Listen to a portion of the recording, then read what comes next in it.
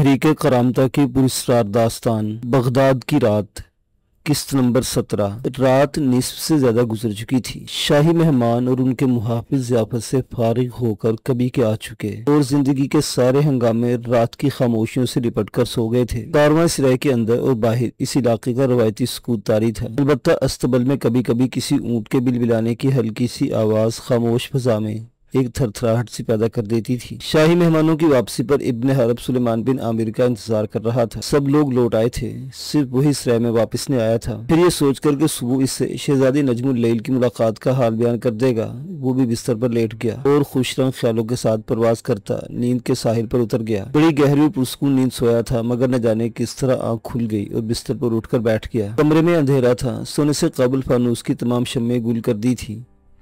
روشنی میں سونے سے آنکھ کھل جاتی تھی، لیکن آج اندھیرے میں آنکھ کھلی تھی اور حیران تھا کہ آنکھیں کھلی ہے، جبکہ حسین خیالوں نے اسے تھپک تھپک کر سلایا تھا اور ایسی گہری نیند بے وجہ نہیں ٹوٹتی۔ اچانک سرگوشیوں کی آواز نے اسے چکا دیا۔ آواز ساتھ والے کمرے سے آ رہی تھی، جو نجی رہائش گاہ سے ملحق اور رات کے پہلے پہر تک خالی تھا۔ وہاں کل 4 کمرے تھے۔ ایک کمرہ ابن حرب کو دے دیا گیا تھا، باقی تینوں خالی پڑے تھے، لیکن نصف رات کو آنکھ کھلی تو ساتھ والا کمرہ آباد ہو چکا تھا۔ اس حصے میں سلیمان بن عامر کے خاص مہمان ہی قیام کرتے تھے۔ سوچنے لگا، یہ آدھی رات کو آنے والا خاص مہمان کون ہے؟ اسی اثنا میں اپنے نام کی بھنک کان میں پڑی تو نئی حیرت سے دوچار ہوا۔ نام لینے والا سلیمان بن عامر تھا، جس کی آواز مدھم ہونے کے باوجود اس نے پہچان لی۔ وہ اپنے مہمان کو اسی کے بارے میں بتا رہا تھا۔ ابن حرب کا تجسس بڑھ گیا۔ سلیمان کس سے باتیں کر رہا ہے؟ آہستہ آہستہ کوئی آہٹ کیے بغیر بستر سے اٹھا اور دبے پاؤں اندھیرے میں چلتا دروازے کے ساتھ جا لگا۔ ملحقہ کمرے کا دروازہ بھی راہداری میں کھلتا تھا۔ وہ انہیں دیکھ تو نہیں سکتا تھا، البتہ وہاں کی آواز قدرے بہتر سنائی دے رہی تھی۔ مگر اب گفتگو کا موضوع بدل گیا اور شاہی مہمانوں کے متعلق بات ہونے لگی۔ ناگہاں سلیمان کی آواز سن کر اس پر سناٹا سا گزر گیا۔ وہ مہمان سے پوچھ رہا تھا، آقا، آپ نے شہزادی کو اچھی طرح دیکھ تو لیا؟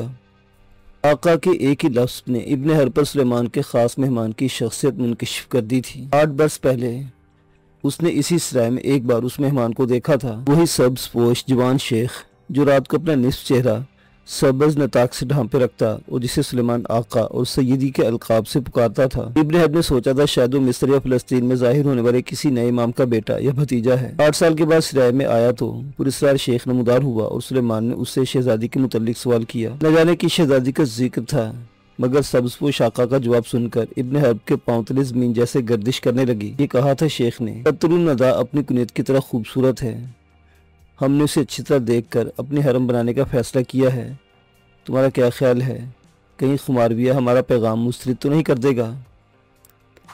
پیغام مسترد بھی کر دیا تو کیا ہے، آقا نے قطر الندى کو پسند کر لیا ہے تو حضوری کے حرم میں داخل کی جائے گی، لیکن خمارویہ غالباً ابھی 2-3 برس اس کی شادی نہیں کرے گا، ہم بھی 2-3 برس انتظار کر سکتے ہیں۔ اس کے ساتھ ہی سنسنی خیز گفتگو کا موضوع ایک بار پھر تبدیل ہو گیا اور سلیمان کہنے لگا، آپ الصبح چلے جائیں گے؟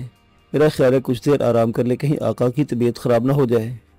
نہیں سلیمان، اب ہم اپنے روانگی کے وقت تک جاگتے رہیں گے، تم جا کر آرام کرو، کہ آقا حضور سلامہ کو تھوڑی سی خدمت کا موقع دیں گے، وہ آپ کو اکثر یاد کرتی ہے، سلامہ کو تو ہم بھی نہیں بھولے، اسے بھیج دو۔ پھر سلیمان ملحقہ کمرے سے نکلا اور اپنی رہائش گاہ میں چلا گیا، لیکن ابن حرب سکتے کی حالت میں جہاں کھڑا تھا وہیں کھڑا رہا۔ چند ہی لمحے گزرے ہوں گے کہ راہداری میں نسوانی قدموں کی ہر کسی چاک ابھری، پھر ملحقہ کمرے کا دروازہ کھلنے اور بند ہونے کے ساتھ ہی مصری کنیز سلامہ کی مرتعش سی آواز ابھری، آپ نے کنیز کو یاد فرمایا سیدی؟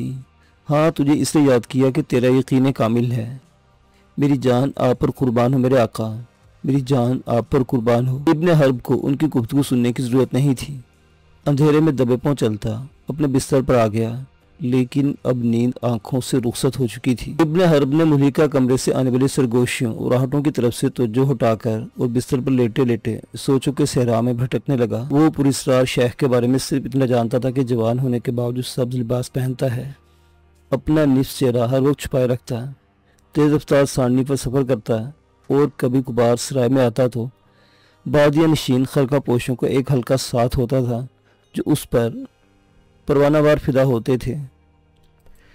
سلیمان بن عامر بھی آگے پیچھے پھرتا اور آقا یا سیدی کی خطاب سے اپنی عقیدت کا اظہار کرتا۔ اس زمانے میں فاطمی، علوی، اسماعیلی امام و شیخ یا پھر ان کے بیٹے بھتیجے اور دائی سبز لباس پہنتے جو مذہبی تقدس اور بزرگی کی علامت سمجھا جاتا تھا۔ ابن حرب جانتا تھا کہ ان لوگوں کی مذہبی دیوان کی کسی خروج کا عنوان بن جاتی اور حکومت کے لیے پریشانیاں پیدا کرتی رہتی ہے۔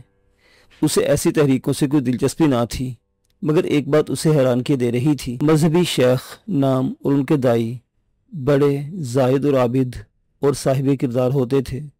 لوگ عقیدت سے ان کے ہاتھ چومتے اور انہیں مقدس و محترم سمجھتے تھے، لیکن سبز پوش آقا کے کردار کا دوسرا رخ حیران کر دینے والا تھا۔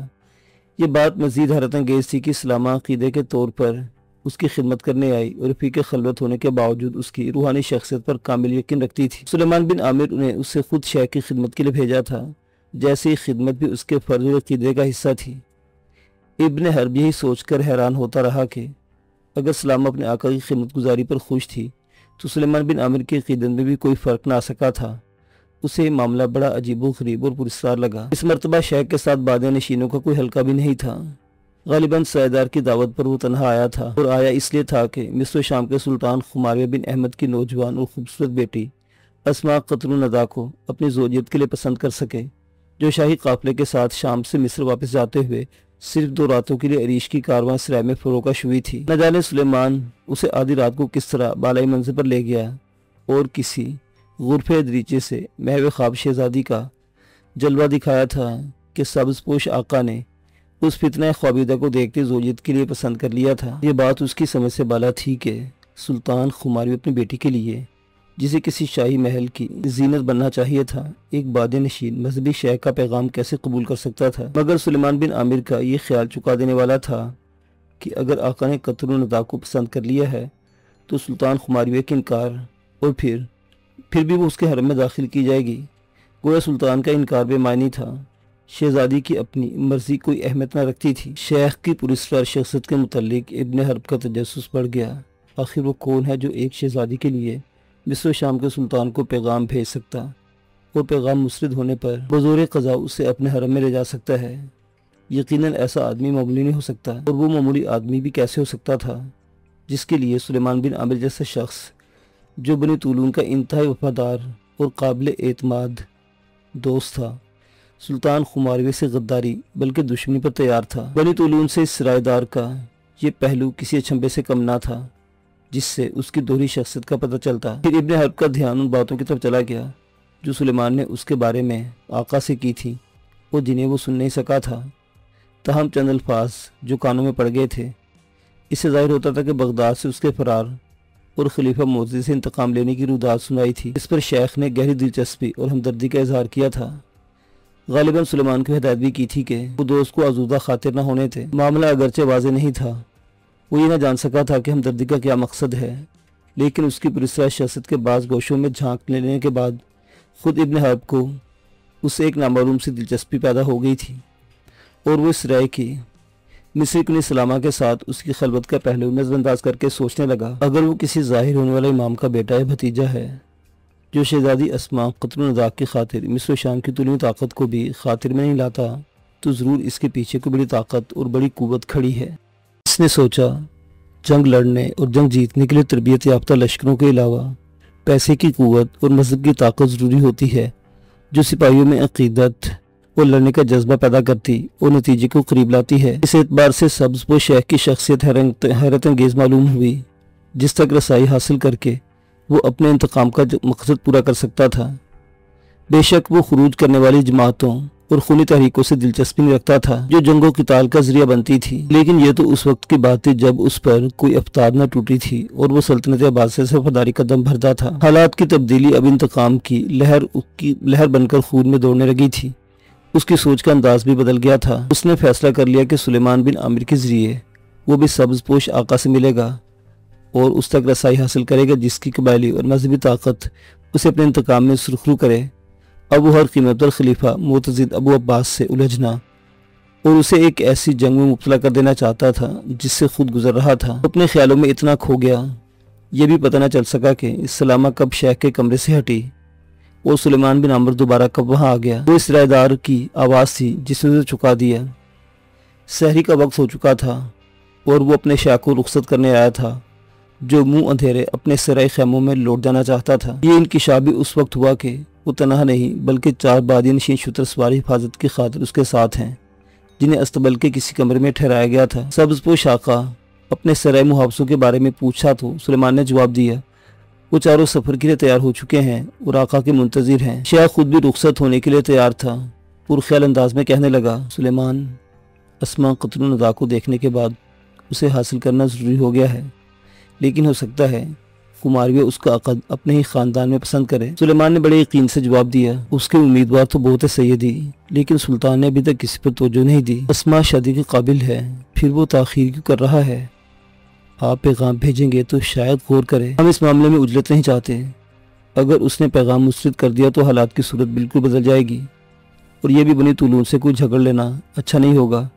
ایک ساتھ کی خاموشی کے بعد اس کی پھر آواز سنائی دی، ہم اسما کے بارے میں بھائی سے مشورہ کریں گے، ان کی مرضی کے بغیر کوئی قدم نہیں اٹھا سکتے، مگر اس بات کا خیال رکھو بنت خمارویہ کا عقد کسی دوسرے سے ہونا نہیں چاہیے۔ اچانک سلیمان نے ایک ایسا سوال کر دیا جس سے اس کے پورے جسم میں سنسنی دوڑ گئی۔ ابن حرب کے بارے میں کیا حکم ہے آقا؟ اگر وہ شہزادی نجم اللیل کے ذریعے خمارویہ کو میدان جنگ میں کھینچ لائے تو ایک بڑا مقصد پورا ہو جائے گا۔ اس جواب نے ابن حرب کو حیران و ششدر کر دیا کہ وہ شہزادی نجم اللیل اور اس کی باہمی دلچسپی کے بارے میں بھی جانتا ہے، جس کا آغاز نہ صرف ایک روز قبل ہوا تھا۔ یقیناً سلیمان نے اسے اس معاملے کی یہ نازک صورت بتائی ہوگی، لیکن اس کے سبز پوش آقا نے جو کچھ کہا اسے سن کر ابن حرب حیرت کے بھنور میں چکر کھانے لگا اور یہ کہا، سلیمان، جماعت بنی طولون کی درپردہ حمایت اس لیے کرتی ہے کہ ہمارے سب سے بڑے حریف کے باغی ہیں۔